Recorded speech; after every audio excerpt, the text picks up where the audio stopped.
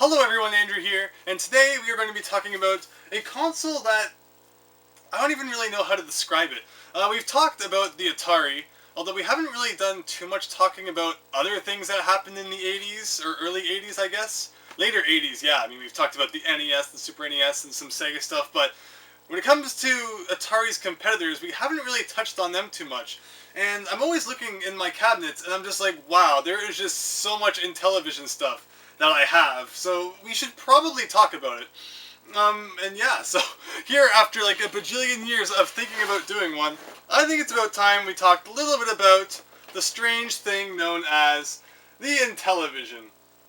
Obviously, unless you're into video game collecting, or you grew up back in the 80s with the Intellivision, you probably don't really know too much about it, or what it is, or why it exists, or you probably haven't seen at least half the things that are sitting on the couch here right now. So over the next 10 to 20 minutes, I thought it would be fun to just go over the really weird Intellivision things that I have amassed over the years. And most of these things actually did come from back in my earlier days of collecting. I don't see nearly as much Intellivision stuff around as I used to. Actually, you see games a lot. Like Atari and television games, they're all over the place. But as far as like the different consoles and weird things, especially in the box, definitely not something that you see nearly as much as I did back in 2009-ish. At least 5 years ago. So that's the original Intellivision box. There actually is one in there. The one I'm about to show now is just the one that I have sitting on the shelf. It's nowhere in near as nice of condition as the one in the box, but I figured since I had one on the shelf, even if it's not in the best of shape, I wouldn't, bother getting the one out of the box. This is the crazy Intellivision. As I said, this one, it has the gold kind of removed from the control disc thing down here. And one thing that you really had to worry about, especially now it's getting older and a little bit more brittle, is that this number pad, it kind of has bumps on it. You know what, I'm actually going to give us a close-up of this, because again, I just went on about how people probably don't know too much about the Intellivision, so you're probably going to want to have a nice good look at it so that you go away from this video actually understanding a single thing I talked about. The Intellivision has one of those really weird kind of number pad controllers, and as you can hopefully see a little bit. Where are we here? There we are. They bump up a little bit too, but the problem is that over the years this kind of plastic overlay with the bumps has gotten rather fragile, and that's why this particular Intellivision kind of has those stickers over it where someone likely cracked one of those. Overall, it's a pretty basic thing though. You got your power and your reset button in the bottom right. Power cord is actually built in, which is kind of nice so you don't go losing it. You got your RF cable there, and cartridges sliding conveniently on the end. And it doesn't get more basic than that. It's just like a gigantic game-playing rectangle. The name Intellivision apparently comes from a combination of the words intelligent television. What makes it much more intelligent than like other things that were around back then? I don't really know. They had a lot of games that focused on, I guess, things that made you think, like, the card games and things like that. Although overall, it's an interesting name, nonetheless. As you just saw there, as it almost came out, the controllers do come out and they have a bit of a cord that's all wrapped up nicely in there. It's a decent length. It's kind of coiled, so you could potentially stretch it kind of far, but you might end up pulling the console off the table. And like I did say, power cord built in, which is pretty nice, because as we're going to look at in a second, not every version of the Intellivision had that kind of convenience, and it was a massive pain, which we will get to. Before we continue talking about consoles, though, let's take a little bit of a look at the cartridges. It's overall pretty boring. You just have a black cartridge with a name on the end, and that's golf. So depending on your interest in sports, that might make it double boring, or maybe it makes it really exciting. Depending on if you like golf or not, I suppose. The box that Intellivision games typically came in looked like this, and they typically, not all of them, but many of them, flipped open from the front and had a nice area here where you could, put the things that you put over the controller, so you know what each of the thousands of buttons on the front does, because that was a real thing in the 80s. Everyone had that, telephone-styled controller.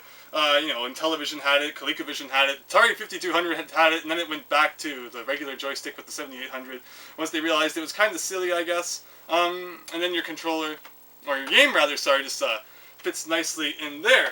In comparison with your Atari 2600 cartridge, which, at least had some kind of picture on the front, overall, Intellivision games are kind of boring.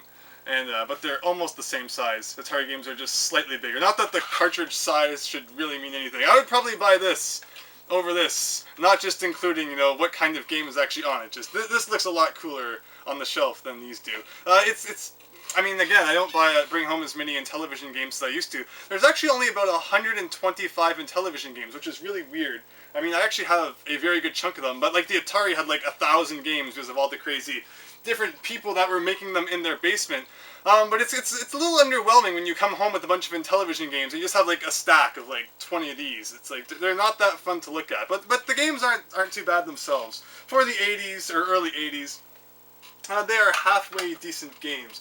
It's also fun to point out that Mattel, who was behind the Intellivision, also made some games for the Atari consoles, or rather the Atari 2600, and this is what they look like. It looks almost exactly like an Intellivision cartridge, but they shove this kind of part on the bottom that makes it a little bit wider, so that it's then the same width as your Atari 2600 cartridge. So that's kind of funny that they did that. And again, on my Atari 2600 shelf, this looks very, very, very underwhelming besides something. I mean, Space Invaders isn't even like the best cover art, but it's just very boring.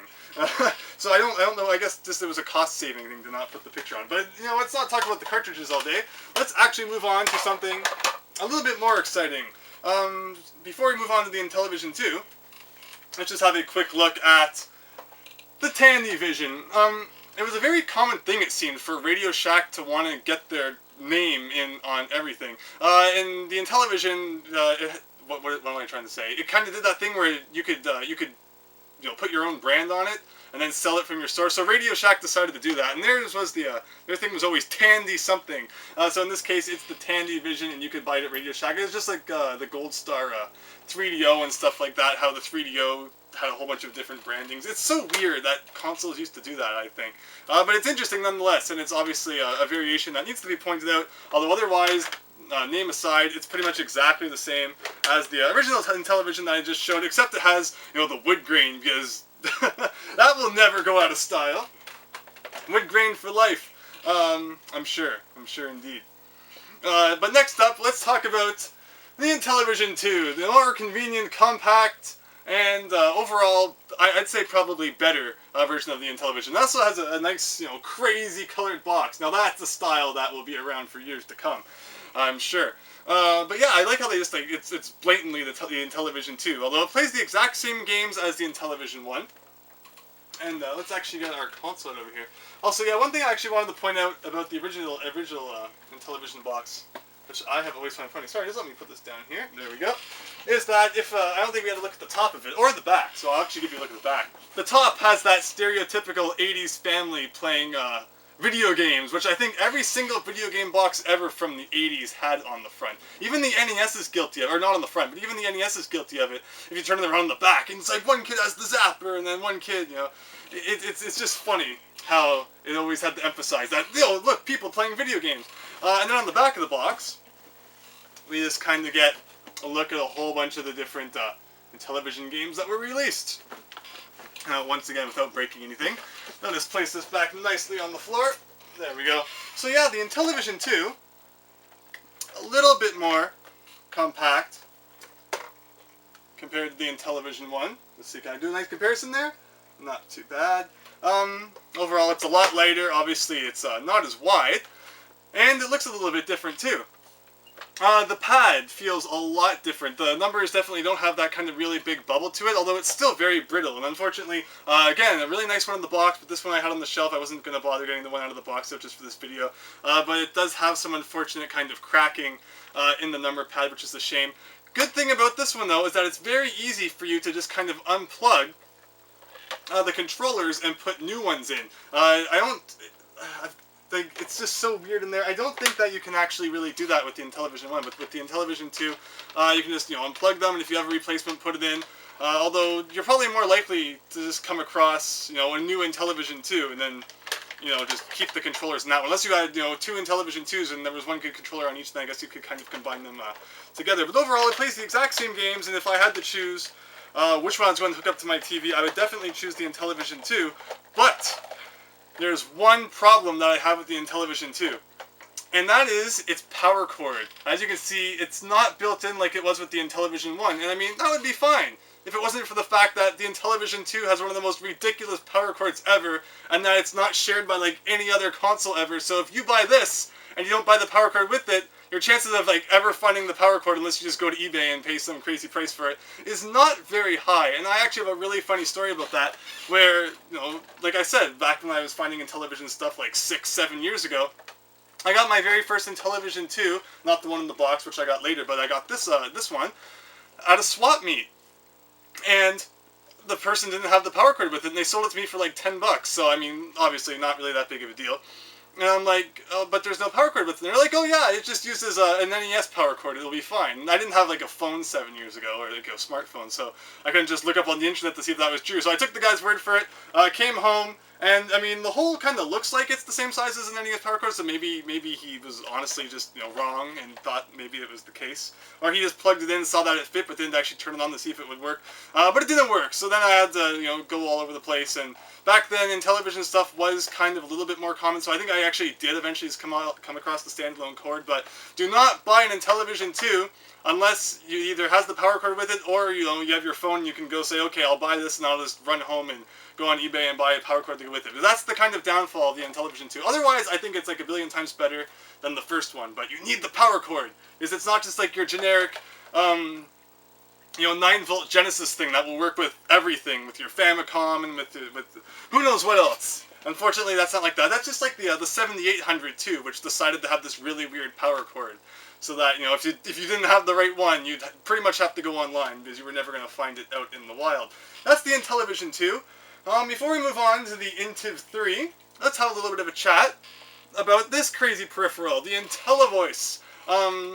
Basically, you plug it into the side of your Intellivision, and then you would plug the game into that, and then your game would talk. And it's like, I guess that was a really big thing back in the 80s, you know, being able to have your game talk. Like,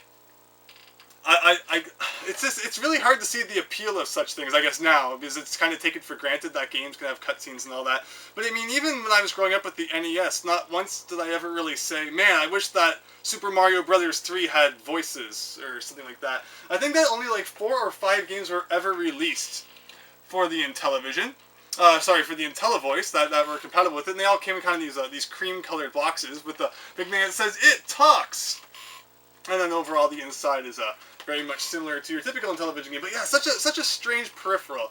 And I guess the fact that they only made like 4 or 5 games for it, it wasn't overly successful, I guess. So it kind of sucked if you did buy this, because I have no idea how much this would go for. Probably, knowing the 80s, probably a significant amount for something that was probably so advanced at the time.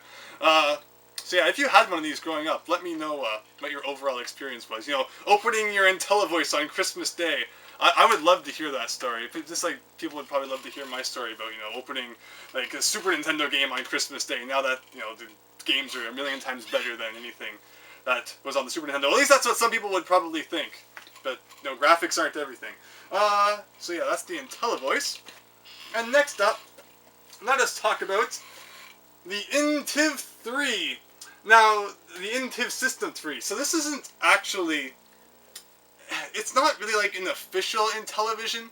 It's so weird. Like, my understanding of this is that after the video game crash, Intellivision was just like, or like Mattel was just like, darn, you know, we have all this stuff now. So they just sold off all this stuff, and then this one guy who worked for Intellivision, but then, you know, got laid off because the video game crash, went off and made INTV Corporation, who then took... I mean, and I think he like bought the rights to Intellivision or something like that, and then he made this console to kind of help sell off any kind of leftover Intellivision games that were in stock, because this was released, it says like 1985, so it was kind of a competitor with the NES in some senses, I guess. Not like the Intellivision, the original Intellivision, which was around the 1980s. And then, you know, ColecoVision was 1982. So Intellivision was really one of the first big competitors of Atari. But that's kind of the story that I can gather around this thing. It's really bizarre. Because notice, it doesn't say, like, it is Intellivision. It just says that Intellivision's software works with it. Also, I love the selling point at the bottom. One of its main features is that it has an LED on and off light. So, you know, it's a force to be reckoned with when it has such fantastic upgrades such as that. Because yeah, the original Intellivision never had that light. Although, there was the Intellivision Pro, Super Pro system, which I believe is one that, like, it came out later on in the Intellivision's life.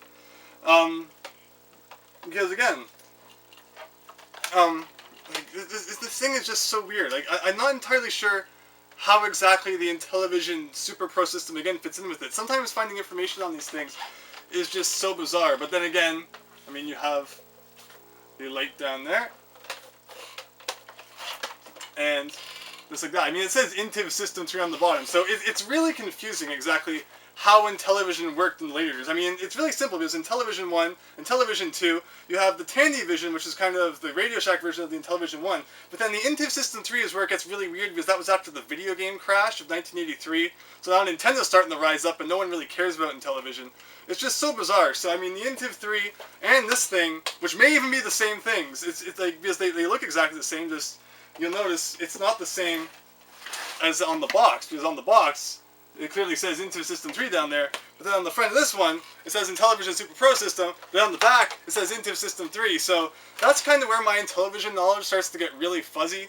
It's really simple, I think, up until after the Intellivision II.